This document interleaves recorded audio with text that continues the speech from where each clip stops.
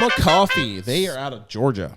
Sustainably grown and ethically sourced. Yep. Today we are trying. This is a limited release, honey processed Honduras.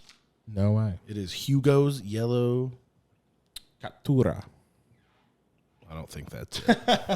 I don't know how to pronounce it, so I'm not going to try. Caturo. I'm pretty sure that's culture, but I could be wrong. Let me double check. The first thing you notice about these bags, though, is there's some pretty dope birds on the front. The artwork is fantastic. Yeah, I really like this. They also, like, the cool thing about this, like, see, for optimal flavor, they give you a brew guide over here and tell you how to brew your coffee from Canton, Georgia. Yeah, while it's very vibrant, I almost equate it to old style or what is the tattoo? Traditional American traditional very tattoo. thick, well-defined lines. Fifth generation coffee farmers, we consider every detail in creating the perfect cup of coffee. The seeds, the plants, the roasting process, and the brew are all part of crafting coffee with soul. Being the farmer makes all the difference. Yeah. So they're first generation roasters, fifth generation farmers. That's amazing. So yeah, their story is in 2018. Harry and Leticia Hutchins, H&L for short, founded Alma Coffee with the idea of making direct trade coffee accessible to everyone. Although Alma Coffee may be a few years old, their story begins over 5 generations ago in the remote mountains of Honduras, where Leticia's a 5th generation coffee farmer was quite literally born to be in the coffee industry. Her father and co-founder Al Lopez was born and raised on coffee farms in Honduras before immigrating to the United States. Growing up, Al kept the family coffee farming legacy alive by taking Leticia to visit her family coffee farm every year in Copan, Honduras. That's pretty dope. They're very, very into sustainable practices, improving lives, sustainable practices, and extraordinary coffee are their 3 pillars. And fun fact, Alma is soul in Spanish. They chose this name for a few reasons. Obviously, for the direct translation, fully encompassing the heart and soul that they put into the coffee, not just from them, but also from the generations before them. In addition to being a female noun in Spanish, their name plays homage to women who, despite being greatly underrepresented, play a vital role in the coffee industry, being proudly woman-owned themselves. They say it is their responsibility to represent their hard work and dedication. So that's pretty cool. They are also a veteran-owned business based out of Georgia. This is a pretty unique coffee company because most roasters just source coffee. Mm-hmm. And so, like, this is direct trade from their farms. Yeah. And I'm assuming they only do Honduras coffee, which makes sense. Yeah, let me double check. But yeah, I would probably assume it's all Honduran. Yep, it's probably directly from their farm.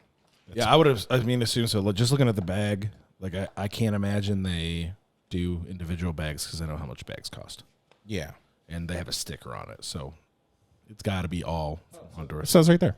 Well, yeah, I just was saying. I couldn't tell if it was just this bag or all of them. Like I said, I have to imagine it's all their coffee is from there. Man, that's pretty cool, though. I'm super impressed. They got a starter kit. They got a processing bundle. This is like the ultimate way for sustainability in coffee is like they are part of the whole process. They own the farm. They roast. They import it, which, by the way, importing is extremely hard for coffee. It's difficult. It's an unprocessed agricultural product, so it's also got to sit in quarantine when it comes in. And just it's tough business. Yeah, one of the stories we heard from an importer in Coffee Fest in Chicago 5 years ago now was that he had a full shipping container come in from, I think, South America, get to the port, and there was a slug on the outside the outside of the container, not the inside, the outside. Customs saw it, said, yeah, I'm sorry, guy. You cannot bring this into the United States. It's contaminated.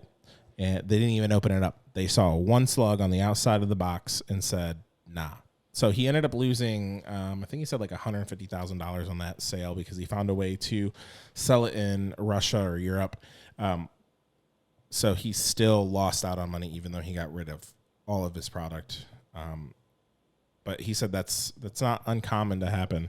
Importing has got a lot of, it's literally what keeps the world safe is those restrictions and regulations. So, man, it's a tough business. So they're doing it. That's impressive. Ooh, they got an Agua Fria. They got really, really cool stuff. Their branding, their marketing, all awesome. They got subscriptions. Yeah, they're all of their stuff is pretty cool. They got a refillable canister. They have this coffee mug that's white, but it's got this like watercolor based artwork from the farms and mountains of Honduras. That's pretty dope. It is pretty dope. But the coffee plant, pretty. Their branding, awesome. Simple yet effective. Super. They got coffee sacks for $5. They got coffee kicks. They got their own shoes. That's pretty dope. So sweet. They're pretty awesome. So we're gonna try out. I'm gonna get a sniff in. Let's see what they're about. They have been featured on TEDx, Telemundo Atlanta, ton of magazines. So we've never tried this before, right? Nope. Ooh, that is very, very good. That is like phenomenal. Super rich smell. Kind of gives me a raisiny cacao smell too. Raisins and cacao. So a little bit of dried fruit, a little bit of bold chocolatiness, and well, I just read the notes, so you can take the guess today. Yes, I have not actually read the notes at all, so I'm excited. No, the smells are really good. Smells this dry sniffs, Real raisiny. real raisin-y. I'm gonna go out and say, I don't know if we've been nicer on the podcast lately or we've been trying better coffee, but I'm gonna go with 8.35 on the sniffs. Really, really rich, really, really nice. I'm excited now to try it. It's got my notes. Got your juices flowing. My juice is flowing. Yeah, I'm going to give it 8.25. 8.25. So that would give us 8.3. 8.3 out of 5 on the aroma test. Now it is time for the first sip. I'm going to go ahead and drink up. Okay. I haven't had many Honduran ones. I think the only one I've had was from Stumptown. We've had Lee's. Mm-hmm. This is a honey process? Yeah, that's what it says. Limited release honey process. Limited release honey process. Jack, can you tell everybody what honey processed is? Yes. So when you take the cherry that grows on the coffee plant, on the tree, you can either take all of the fruit off and just wash it, which is wash process. Usually it's water milled. Or you can leave the fruit on and let it ferment in that, which is called natural. A lot of those are going to be a lot sweeter because they're the flavor of the fruit fermentation gets imparted into the coffee bean. Or honey is where you take the fruit off, but you leave the membrane or the mucilage around it, and it gives it a kind of sweet, natural, like flavor, kind of like honey, which is, I believe, why they call it honeyed. Yeah. But yeah, so that is why it's honeyed. It's when they leave the membrane of the fruit on the outside and let that ferment. Still imparting some fruitiness to the beans, but not as much as a natural process. Yeah, and so what you get out of this process is a much more fruity, forward, just unique flavor. Where washed, where you're taking everything off, you're going to have a much more consistent, like, refined taste. The honey process will change from year to year, crop to crop, all that. But if you got the same farm, same crop location, everything, the honey process is just going to taste many more variables in taste just because of the membrane and the fruit still being stuck on. Yeah, there's a lot more variables to it than when you just take everything off and wash it. And a lot of the washed coffees are going to taste very similar all the time. And they're used a lot in blends just for consistency.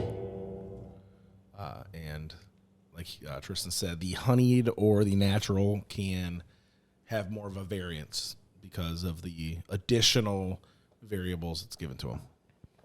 Yeah, I'm having a hell of a time trying to figure out what I'm tasting. Very sweet. So I'm definitely getting that. I'm getting this lingering bitterness. Not terrible. It's just slightly there. Almost, I want to say pomegranate. No. Okay. Yeah, I'm going to go pomegranate, a raisin, and chocolate. Yeah, those are my three. Pomegranate, raisin, chocolate. Tell me how wrong I am, Jackson. Well, so you had the right idea. Okay.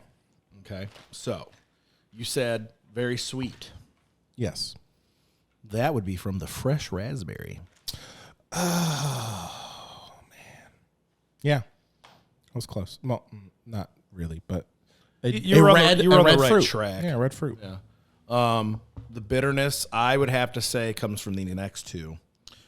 It's got a little bit of a dry white wine.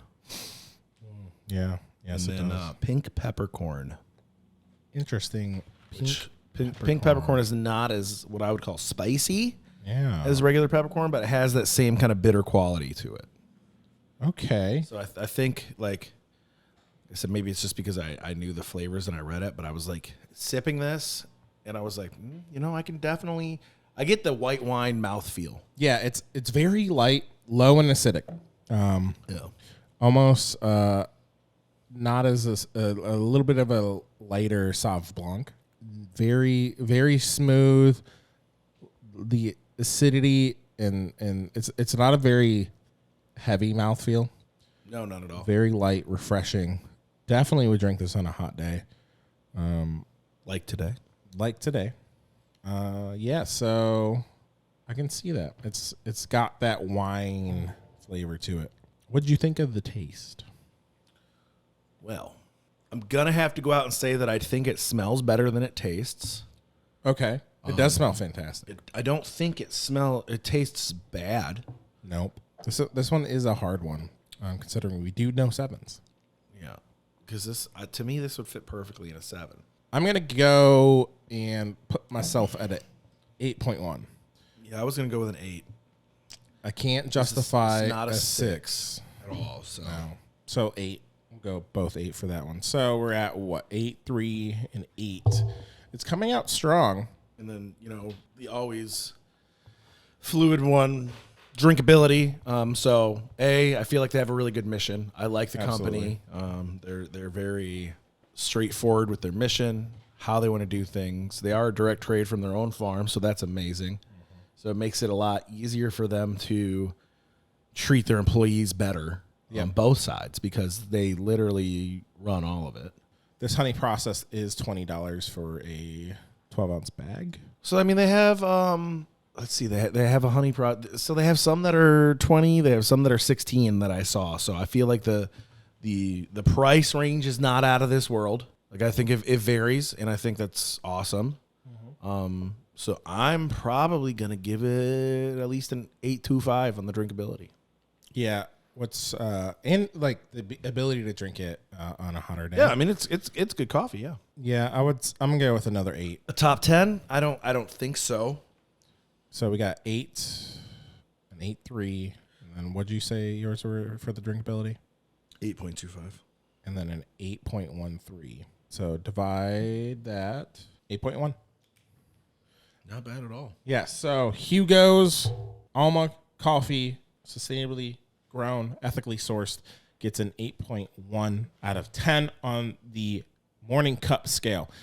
I say that's probably where it belongs. It's not a 6. I would say it's a high 7, low 8, and that's exactly where it landed.